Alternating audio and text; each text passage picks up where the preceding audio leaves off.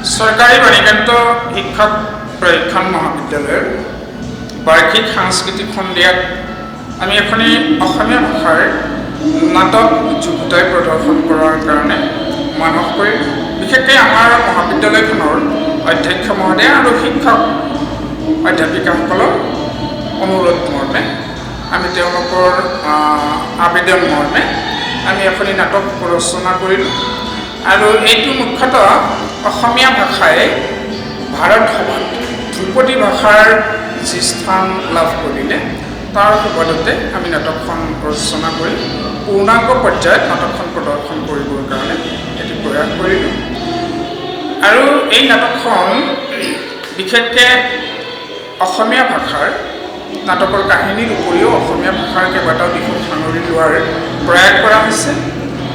অসমীয়া ভাষাৰ উপভাষাৰ চৰ্চা নাটকখনত কৰা হৈছে। বিভিন্ন প্ৰবাদ প্ৰবচন জতুৱা ঠাঁচ আদিৰ প্ৰয়োগেৰে আমি নাটকখনৰ সংলাপখিনি যুগুতোৱাৰ প্ৰয়াস কৰিছিলোঁ। অসমীয়া ভাষাই কিমান গভীৰলৈ অৰ্থ প্ৰকাশ কৰিব পাৰে তাৰ এটা চেষ্টা, তাৰ এটা আমাৰ প্ৰচেষ্টা কৰা হ'ল, তাৰ অভ্যাসন এটা কৰিলোঁ আৰু আমি এই ক্ষেত্ৰত দৰ্শকৰ পৰা বিপুল পৰিমাণে সঁহাৰি পালোঁ আৰু এই ক্ষেত্ৰত এই সঁহাৰিৰ কাৰণে আমি আটাইলৈ ধন্যবাদ আৰু কৃতজ্ঞতা জ্ঞাপন কৰিছোঁ। বিশেষকৈ আমাৰ অধ্যক্ষ মহোদয়ে আমাক এই ব্যৱস্থাপনা কৰি দিয়াৰ কাৰণে আৰু আমাৰ মাননীয় শিক্ষাগুৰুসকল আমাৰ লগত একেলগে অভিনয়ত সংগত কৰিলে নাটকখনৰ বিভিন্ন দিশত বিশেষকৈ সংগীত আদিত তেওঁলোকে আমাক প্ৰত্যক্ষভাৱে সহযোগ কৰিলে।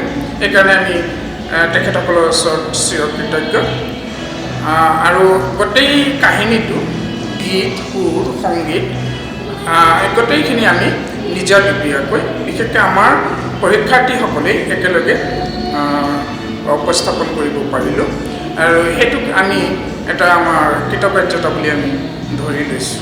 ধন্যবাদ।